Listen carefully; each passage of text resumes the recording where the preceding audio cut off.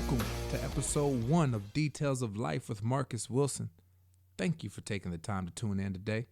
Before we get started with my first guest, since this is my first episode, I thought I should give you a little bit of information about myself so you know who you're listening to, right? I'm a former hooper, played college basketball at the University of Evansville, where I scored over 2,000 points and was the 1999 Missouri Valley Conference Player of the Year. I've been voted one of the top 50 players to ever play in the Missouri Valley Conference.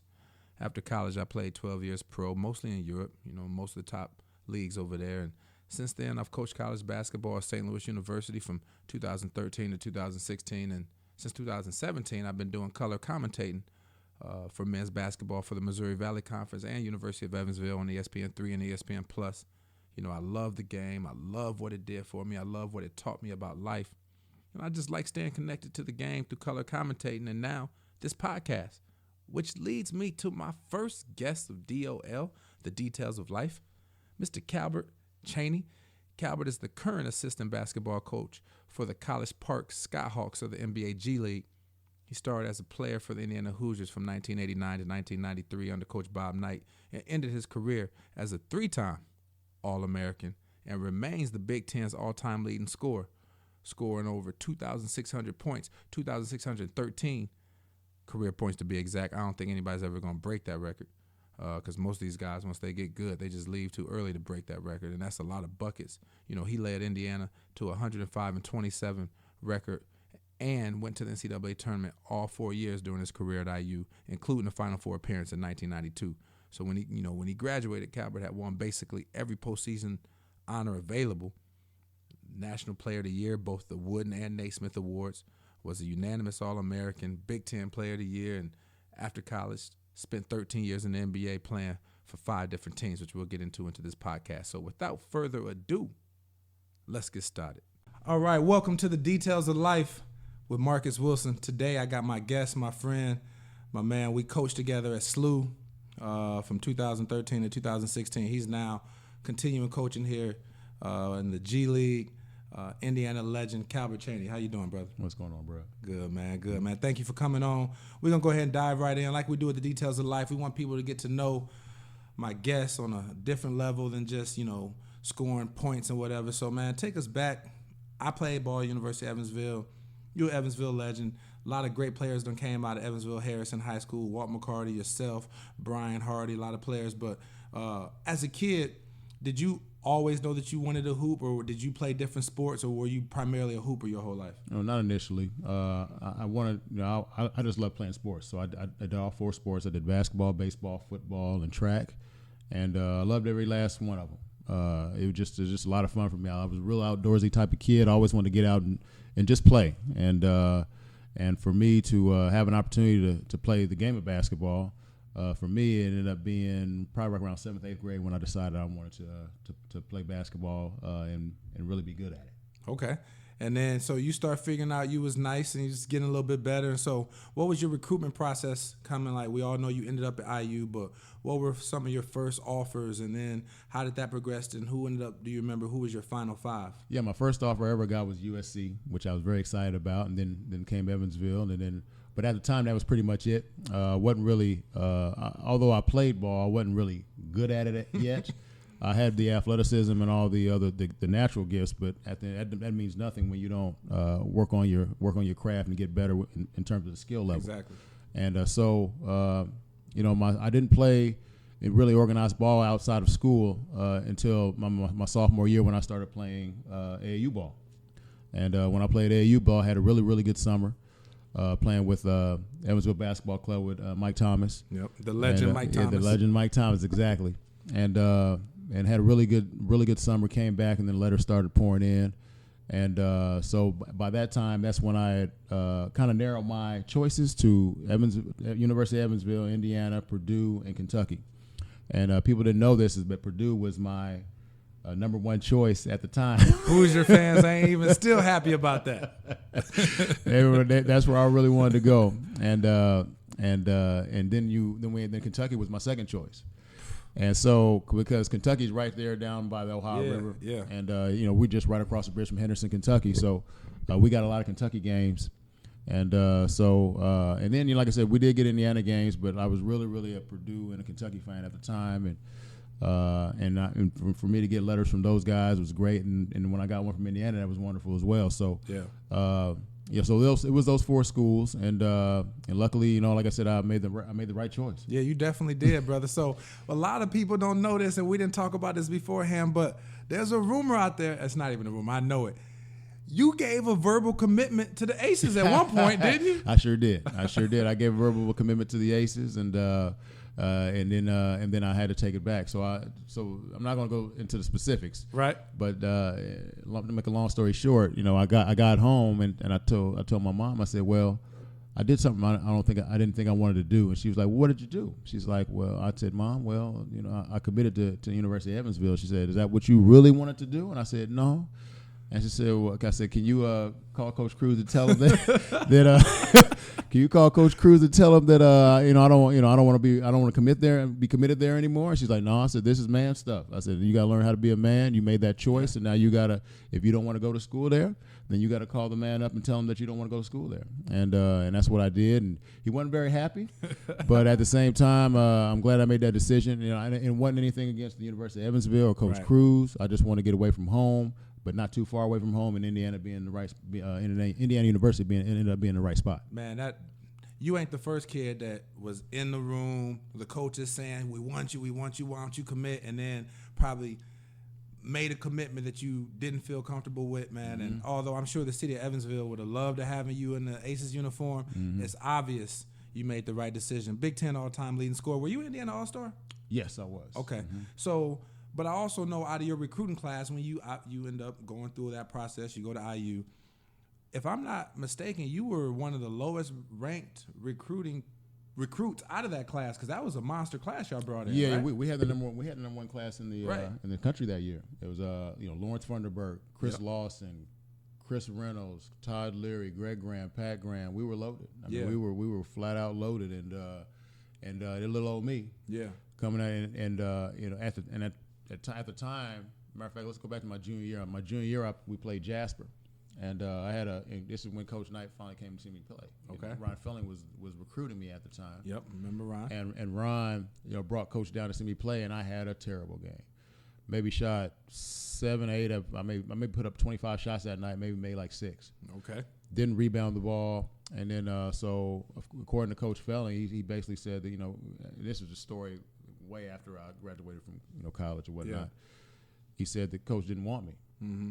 And he said he doesn't do anything else except shoot the ball, and he doesn't rebound, he don't really guard, and then that's when it really stayed on me.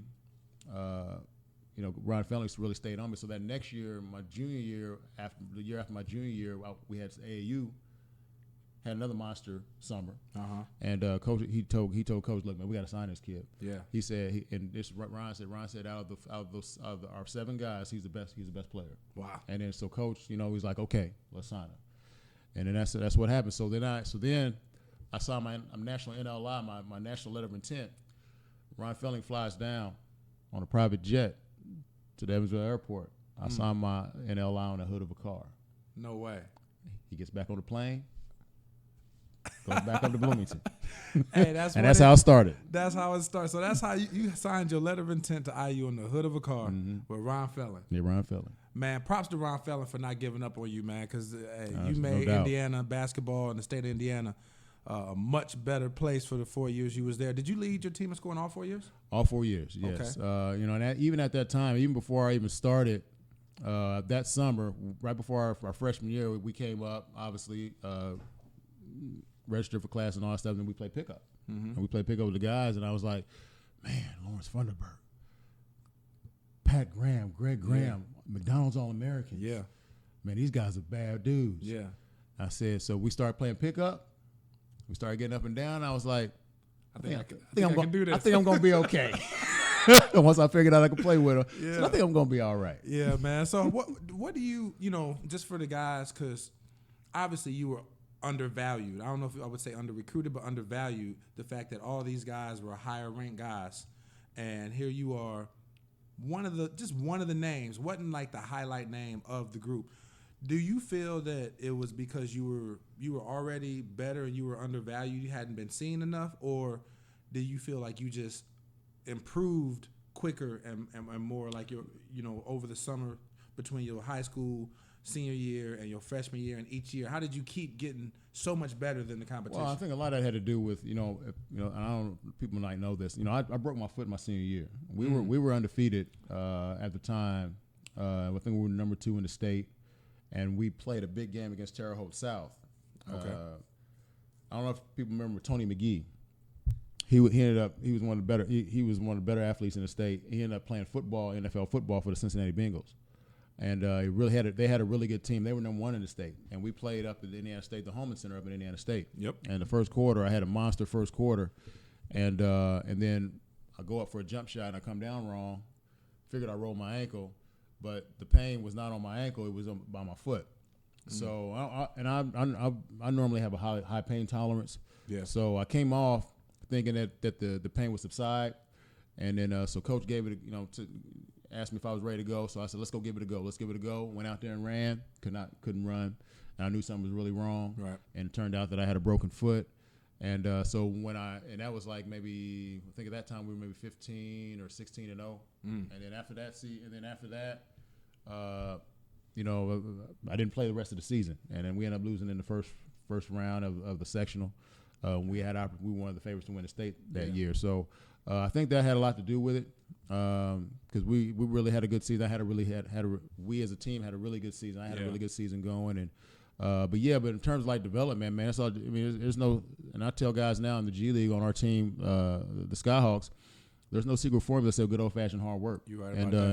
And that's what I did. I was good. I think one of the things and this what kind of put me over the top. And I told people, when I was blessed to get into College Basketball Hall of Fame, Gerald Van Deventer, who was my high school coach, called me into his office. This one we just went through a change and head coach at Harrison High School. He was at Boonville High School, took the job, called me into his office and said, hey, look, Cal, you have an opportunity with your athleticism, your skill, or your abilities. If you work hard at your game, I promise you that I will get you a Division I scholarship. I promise you. Okay. And once he said that, I was off to the race because my family couldn't afford to send me to college. Yep.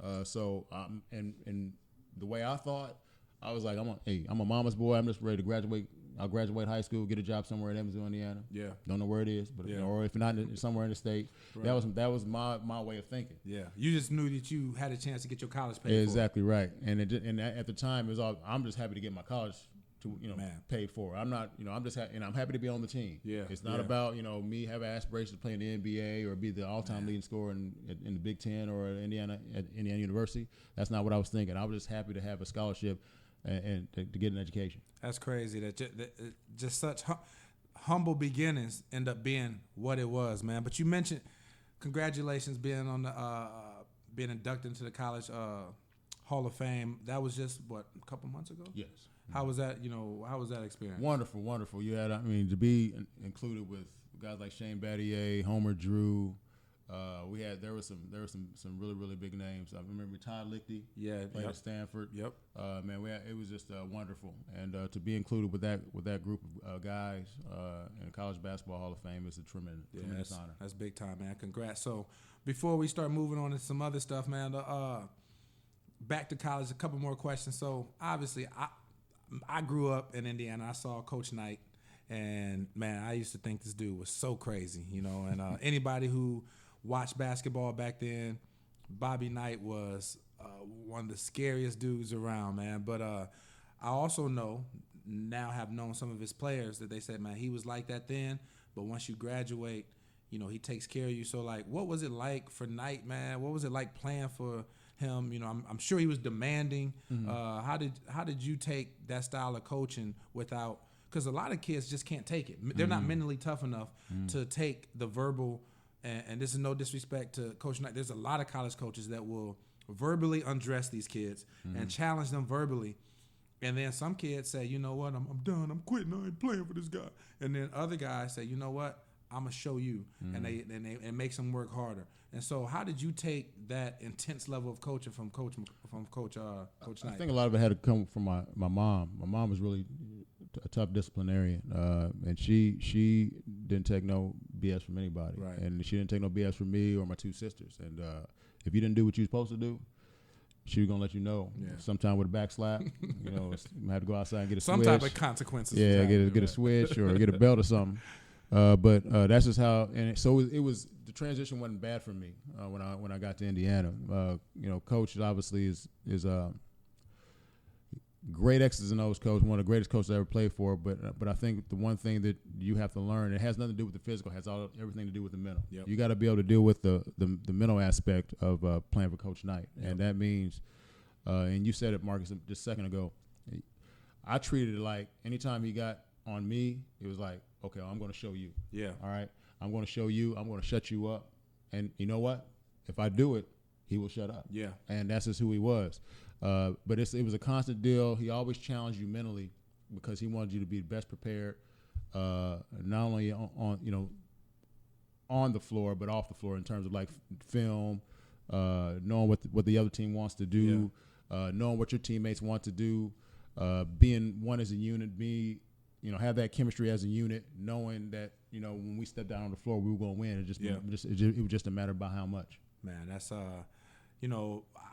I played for Jim Cruz, who played for Coach Knight, and he was very similar in that coaching style. And my dad, I was ready to quit a few times, and my dad kept telling me. My dad was a disciplinarian, which helped me, just like you said your mom was. But he always used to say, "Don't worry about how he's saying it. Figure out what he's saying." Now, he might sit there and call you all type of names and say that you suck, and he don't know how you got a college scholarship and blah blah blah blah because you don't box out. Mm-hmm. My dad used to say, forget all that other stuff. What did he just say? Box out next time. Exactly right. And then take it and get out your feelings and move on to the next one. But so lastly, man, I know IU is full of stars. You got Isaiah Thomas, Oladipo, Sage Steele is a IU, right? Man, so I always hear about North Carolina and Duke, and they, how tight their alumni are. Are there any alumni, obviously former teammates, but does the IU alumni stick together like that? Yeah. Or, you have you mean IU alumni or IU basketball? Both. Alumni. I think we do stick together. I think when Coach Knight got let go, was that 2000, 2002 maybe? Right around there. I think a lot of people kind of took sides. Yep. And for a long time there was a lot of anxiety, distrust. You had some guys on this side of the for Coach Knight, others on the side of and they didn't like how he was let go and stuff. Yeah, they didn't like how he was let go. So there was a lot of issue with that, and I think now it's gotten a lot better. I think when Mike Davis is there, Mike Davis was there. You had Kelvin Sampson. Now you got Tom Crean. Now you got Archie Miller. The one thing that I never thought would happen in a million years was like to have 4 different coaches over a 20-year period at Indiana. In Indiana, yeah. With all the tradition that they've had. Yeah. I never thought that. And but it happened. Yeah. But I think now Mike and Kelvin Tom Crean and now Archie have done a good job of trying to bring everybody back together. Yeah. I think Fred Glass, our AD, has done a wonderful, wonderful job. Mm-hmm. For me, from a selfish standpoint, I wish he would stay. But I guess it came out a couple weeks ago that he's going to be leaving at the end of the school year, and he's done a wonderful, wonderful job of keeping everybody together. I'm very, very proud of what he's done for the time for his duration or his tenure. And but it's been great. Victor, and the one thing I try to convey to Victor and Cody and those guys.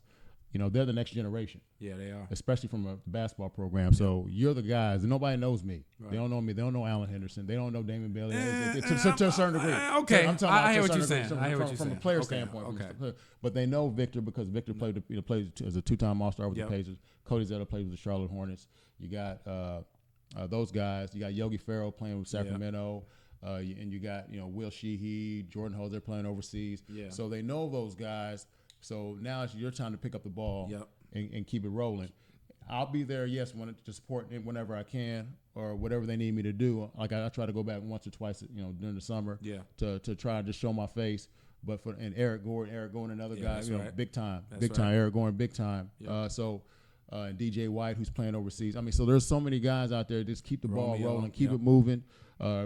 Victor's done a wonderful job. He and Cody gave money for the new locker room at Assembly Hall, and they named the lounge after those two. So, like I said, it's gotten a lot better, and I think it'll continue to get better. Sage still come back. She did. I think she spoke at one of the graduations, and she came back a couple weeks ago for alumni game. Oh wow! Alumni weekend. So she's very involved. So I'm just happy that we got people that are involved and really care about not only the basketball program, but more importantly, the university itself. Yeah, that's good, man. It's good to hear that y'all stick together because, like I said, people from Indiana go and watch this, and all those names you just named, man, we all either grew up or I was older watching those guys. So it's good to know that y'all stay in touch, and hopefully, like you said, guys give money back and support to keep Indiana basketball rolling at a high level. So moving on, man, obviously you drafted first round. Take us through some of your stops for the people that don't know. You had a 13-year playing career, yeah, right? So what were the different stops that you went, all the different teams you played? Yeah, I played at Washington for 6 years, and I think I played That's when they were still called the Bullets. Bullets. We were at Washington Bullets, and then I want to say my fourth year, I think 97 is when they changed it to the Wizards, obviously because of the violence that's going on in D.C. They didn't want to, call it Bullets anymore. That was a good call. It was a good call. And so then we went there. Then I went from there to Boston for a year, and then I went to Denver for a couple of years, and then I finished my last 3-4 years at Golden State. Okay. So it was like a very fruitful career. I'm happy from a standpoint that I didn't think I would last 10 years, honestly. But I had a nice solid career, and I could have played longer, but I didn't. But the fact that coming from where I come from, not really thinking about playing in the league, and then all of a sudden you hear whispers because you're having a good college career that you're gonna get might be a first round draft choice and all that stuff. I'm like, still didn't believe it. Right. Then you hear it again. It's like, well, you're gonna be college player of the year. I said, no, I'm not. Right. Then you get so coming from where I come from and to be a college basketball player of the year, be a first round draft choice, 6th pick. Yeah. Have a nice solid basketball career, and like I said, you make money doing what you love. I mean, don't get much better than that. Yeah. And I was just really blessed. God blessed me with the ability to play, and hopefully that I did what I could. And but I think the one thing that's important for me is like was I respected. Yeah. In terms of as not only as a player, but more importantly as a person. Yeah. And I think, and I hope that I was, and I hope that I am. Like I said, I wouldn't change it for the world. Man, so for some of y'all who are watching and you hear him say, "Oh man, I was just a player." Man, this dude, and I'm not just saying it because he's here. Ask anybody that knows Calbert personally, man. He's one of the most humble guys I've ever met at his stature. Appreciate right? it, bro. And Appreciate it. Man, like if you didn't know who he was, you wouldn't even know. Like he walked down the street in jeans, shirt, humble, quiet. People like, you play ball? Yeah, I play a little bit. You know what I'm saying?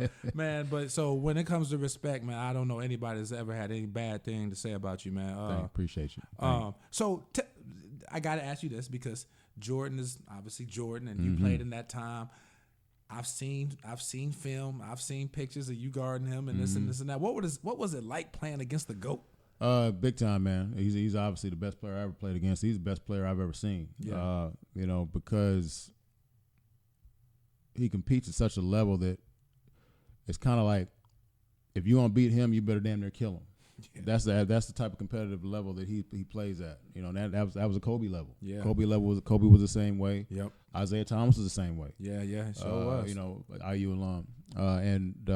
So you had to bring your lunch pail if you're gonna have a chance to compete, and if you want to compete at his level. And luckily for me, I had some good games against him, but at the same time, he has some really good games against me. Matter of fact, we played game 2 in the playoff.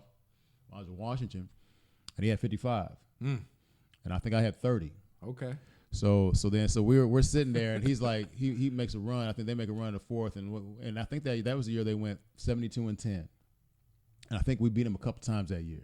So we matched up well with him. Yeah, it was me, Chris Jawan, Rod Strickland, Tim Legler. That's right. Tim Legler, Tracy Murray. So we had a pretty good team. Had a good squad that year. Yeah, had a pretty good team, and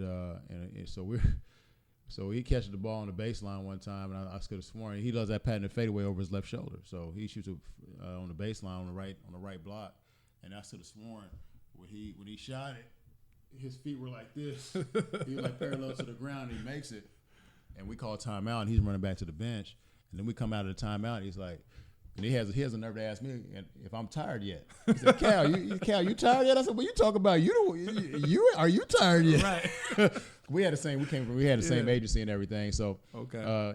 He never really talked smack to nobody unless you talk smack to him. Because if you talk smack to him, he gonna raise it just another level. Yeah, so, that sounds like a bad idea. But it's an honor and privilege to play on the same floor with him and everything. And like I said, he's truly the GOAT. There might be some people that might dispute that, but in my opinion, he's the best I've ever seen.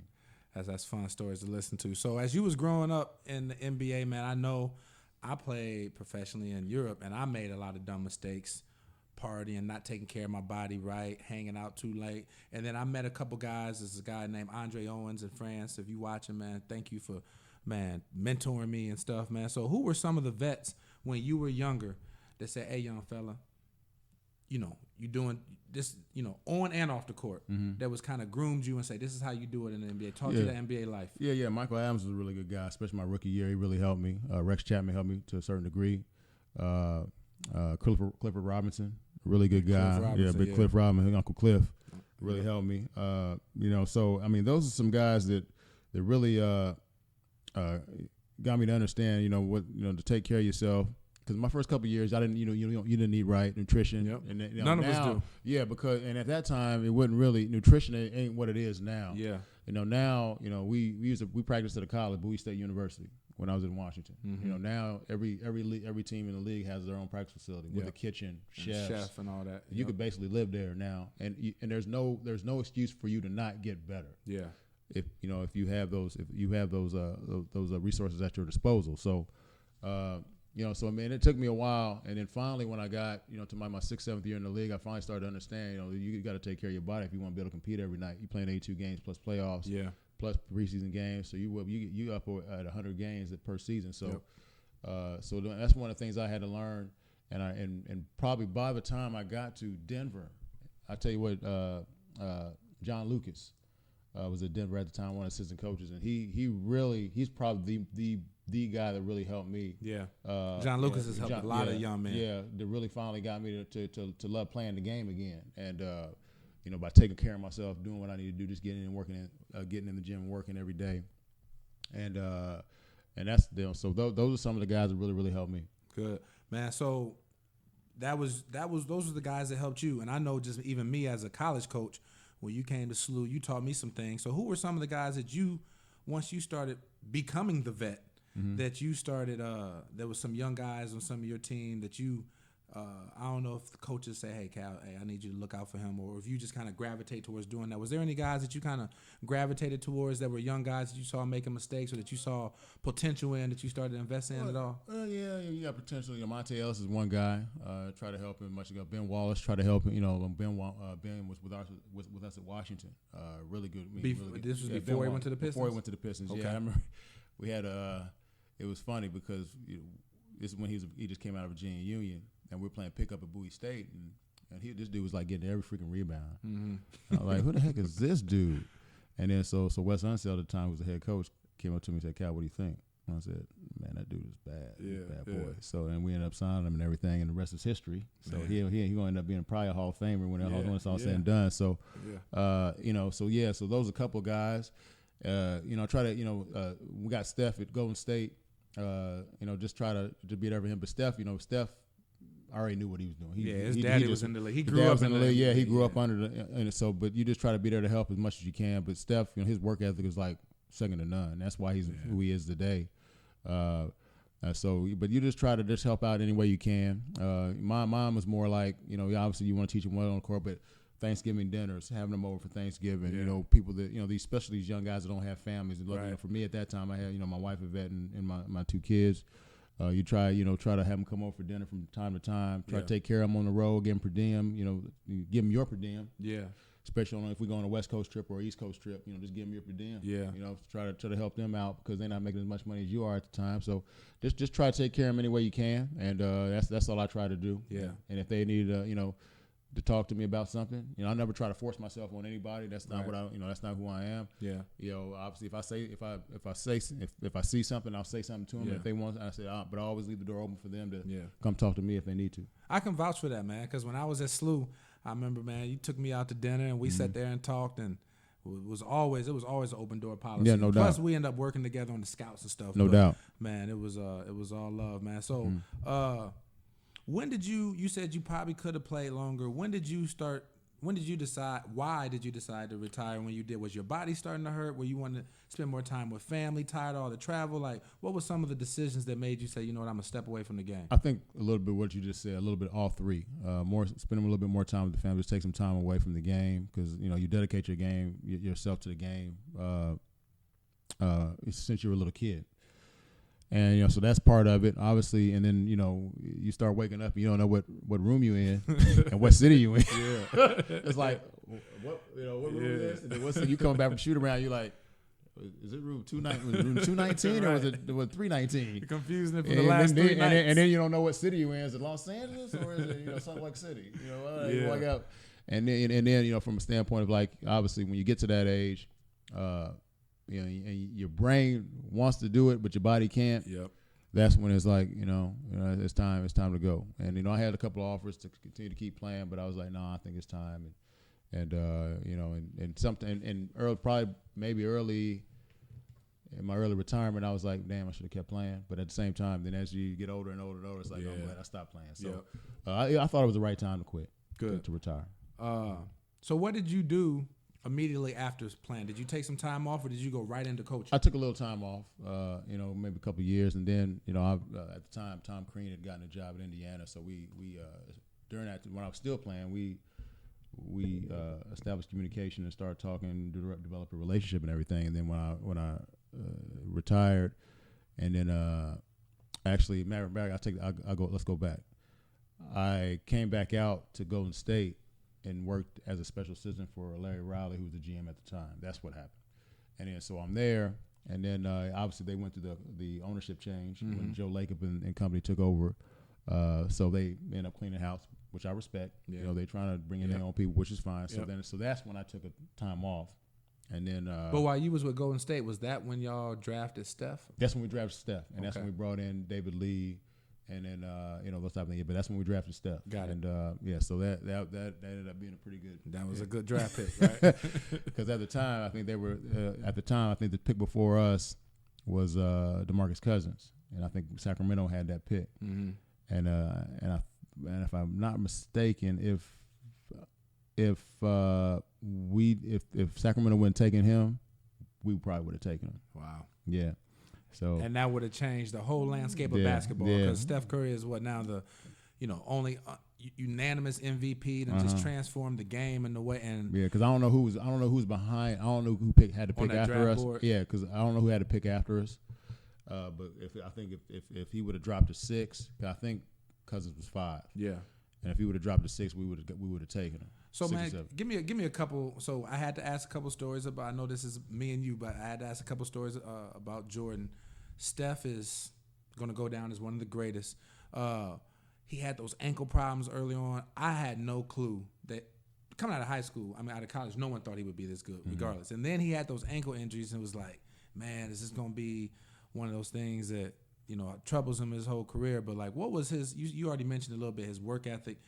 But when you drafted him, not you, but when the organization drafted him and you started working with him, did you see immediately like, man, this kid has a chance to be great, or has he just progressively gotten better and better? Or how did what was that whole situation like of drafting him and being able to work with him early on? Yeah, I didn't get a chance. I didn't work with him because I worked in the front office. Right. But you just, like I said, you watch him. You taking him to dinner a couple of times, all that other stuff. But what's about watching him? He just works. Yeah. I mean, he always wants to work, and that's and for people, and like I said, but he's not gifted. He's not the most gifted naturally athletically. Right.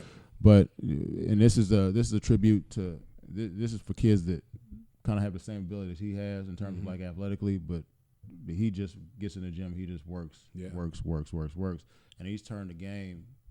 He's changed the game in terms of his shooting, the way he shoots the ball and how he shoots it and how he gets his shot off the dribble or off the catch, coming off the screens and shooting with such depth and just basically change the game. It's unbelievable. You know, I knew at some point, I know he had the ankle problems and everything, but at some point you knew that just because he worked so hard, he would be an all-star. Yeah. But for him to turn out the way he has, and what he's done, and for the league itself. Yep. But more importantly, and this is what's great about him is that he's such a great family man. Yeah. You know, he loves his wife, he loves his kids.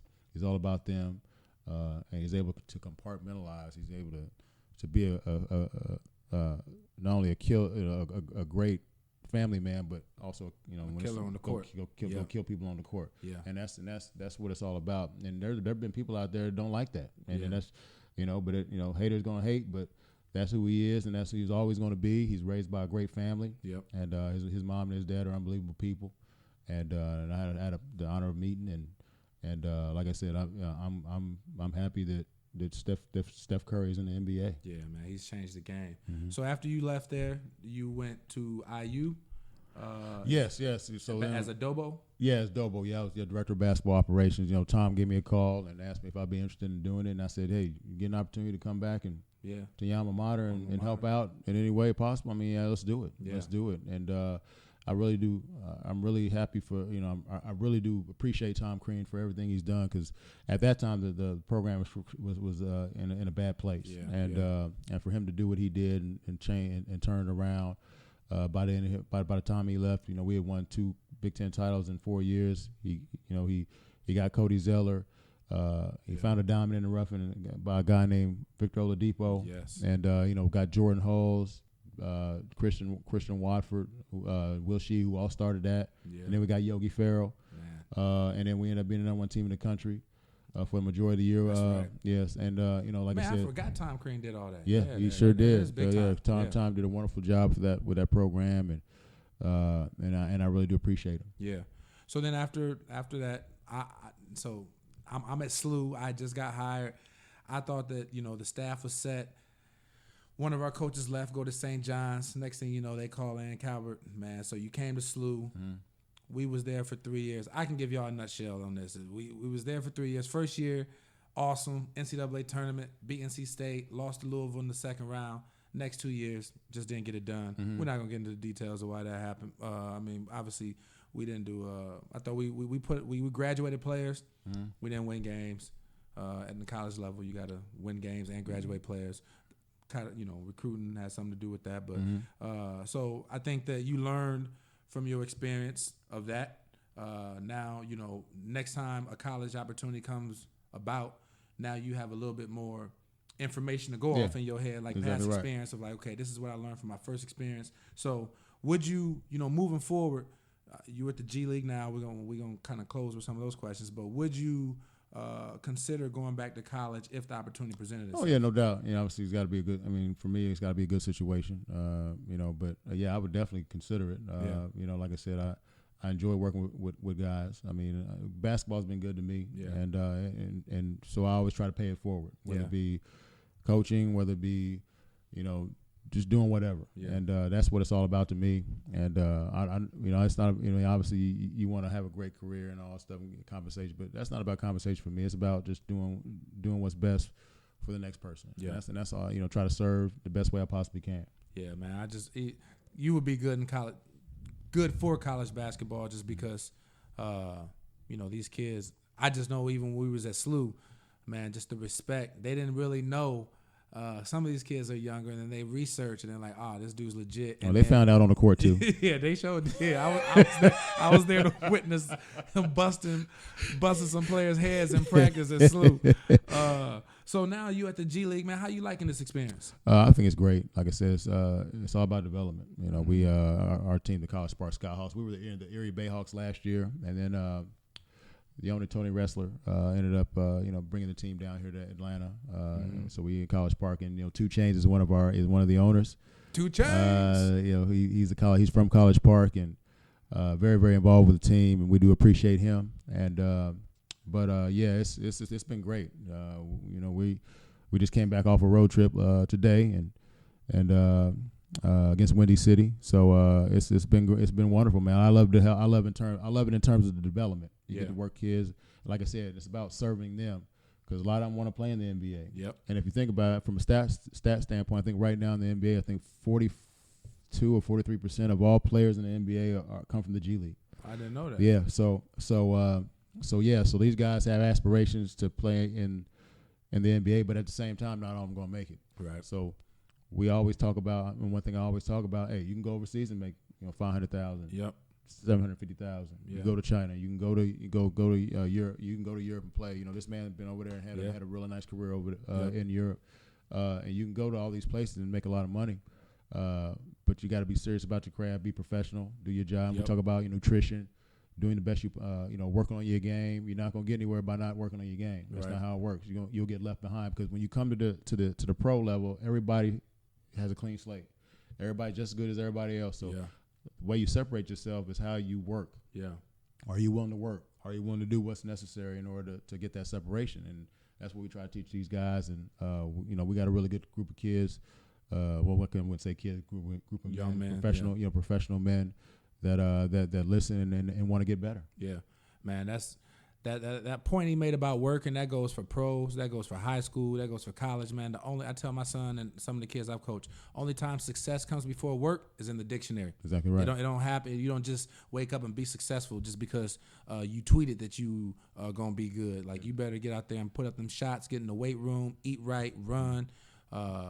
Make sure you surround yourself with the right people so mentally you right and 100%. So, man, your current team, we'll close up, man. Your current team, how y'all doing in the G League, and what's the expectations here throughout the rest of the year? We're doing pretty good. We we beat Windy City last night. So for us, we're leading our division right now in the Southeast Division. So hopefully we can keep it going. We won 3 in a row. So we're playing pretty good right now. The biggest thing with teams, you know how it is, especially in the G League. Rosters change all the time. There's a lot of turnover, so you gotta try to develop the best chemistry that you can. And I think right now we got pretty good chemistry. So we got a big game tomorrow. So hopefully, we can get it done tomorrow. But our guys, the guys have done a good job. Noah Gillespie, our head coach, and the rest of our staff have done a really, really good job. Hopefully we can keep it going. All right. So we're gonna close with what I call the details of life Q&A with Marcus Wilson. So it's 5 quick questions. You answer them however you want to answer, all right. Man. All right. Got you. Young Cal, throughout his NBA career, which city had the better nightlife, Washington, D.C. or Boston? D.C. Okay. In their prime, who was better, Grant Hill or Penny? Whoa. Ooh, that's tough. I love you, Grant. I got to say Penny. Better player. I think you answered this earlier. Better player, Jordan or LeBron? Oh, Jordan. Okay. When you think back on your career, where did you have the most fun? High school, college, or NBA? College, because obviously high school, but college most definitely because it wasn't all about who scored the most points. Yeah. It was all about our team. Doing whatever we could. We had a lot of guys on our team that could play, and it was all about just going out and just playing to win. Didn't matter who scored 25 that night. Yeah. And just living up to the standard of playing Indiana University basketball. I know IU fans love to hear that. And lastly, in no particular order, because that's where people can start getting funny about this, but would love to hear from you as a former NBA player. Who are the top 5 players in NBA history? No order, and I'm not saying 1, 2, 3, 4, 5, just the 5 in any order. Okay, Jordan. Yep. Magic Johnson. Mm-hmm. I'm going to say Larry Bird. I'm going to say. Oh, I'll take that back. I'm sorry, Larry. LeBron James. Okay. And then Wilt, and then Kareem Abdul-Jabbar. Man, that's my 5 too. Mm-hmm. That's my 5 too. And I got Bill coming in at 6, yeah. And Larry Bird and Tim Duncan right there, and Kobe Bryant all around 7, 8, 9. Yeah. See, I don't want people to get this misconstrued. So let's just for example, let's use Kareem Abdul-Jabbar as an example. Kareem Abdul-Jabbar is the all-time leading scorer in the history of the league. Yes. Okay. But what makes him one in my top 5 is because he was able to stand the test of time. Yeah. He played 21 years in the league and played at such a high level. By his 20th year, he was probably one of the better players in the NBA in his 20th year. Yeah. Kind of like how LeBron is in his 16th year. Yeah. He's still the best player on the planet. Yep. So that's how I look at it. And then, like I said, I love Kobe, and Kobe's definitely in the top 10. Duncan, Like you said, Bird is right there. Bill Bird Russell is right with there. all the Bill Russell. rings. All those guys are right there. Shaquille O'Neal, he's right there. Yeah. In my opinion, Shaquille O'Neal would, like I said, could have been probably the greatest player in the history of the game. Yeah. That's how he's the most dominant player. You played against him in college, right? Yeah, we played. Matter of fact, we his last college game. We played them in the NCAA tournament, and we beat them in NCAA tournament. But he had like 40, 15, 15. He had like in 6 blocks in the out, so I had like 5 assists. So was that? Did they also have Stanley Roberts? That? No, they didn't have Stanley Roberts at that time. I think Stanley was Chris gone. Jackson. No, it wasn't Chris. It was Brandon. I can't remember his name. You would know him as soon as you heard his name. But yeah, he had a Chris pretty Jackson. talented Sorry, Mahmoud Abdul Rauf. No, he was before them. But Yeah. he had a nice little crew of talented guys, and we ended up beating him in the tournament. And that was his last game in college basketball. But everybody knows how he turned out. Yeah. Well, man, Cal, I appreciate you making the time, brother, and hopefully you guys enjoyed this conversation, man. But appreciate you coming on to the podcast. Anytime, bro. appreciate you, man. All right, my man. Anytime.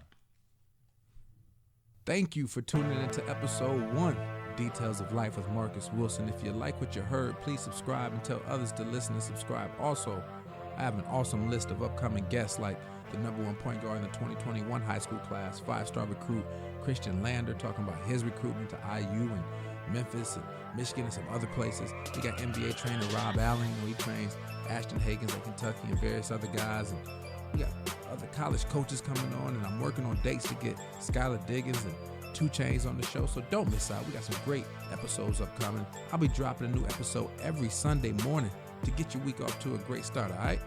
Details of Life will be available on most of your favorite platforms: Apple Podcasts, Breaker, CastBox, Google Podcasts, Spotify, the usual suspects. And for those of you who are listening to the podcast now, you can also watch the vlog video version on YouTube. Just search Details of Life with Marcus Wilson. Sit back, watch, and enjoy.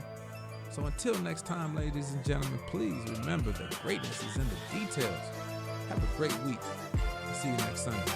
Peace.